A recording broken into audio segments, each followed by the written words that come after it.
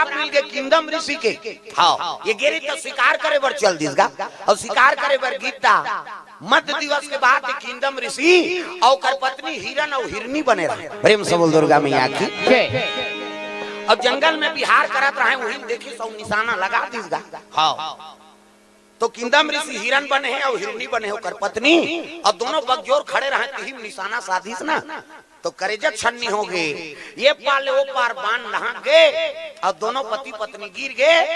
राम के नाम लेते प्राण लत्यागिसनी तब तो दौड़ित गा पांडु हरे मोर से पाप हो गए। नहीं ये कौन लमे मार डारे जाग देखे किंदम ऋषि अरे राजा देख आज मोर पत्नी अब मैं बिहार करत रहन तेला तेहा समाप्त कर दे मोर है नहीं जीवन समाप्त करे जा मेरा श्राप है मैं तो मर जाता हूं लेकिन तेहा सुखी जीवन नहीं बिता सका।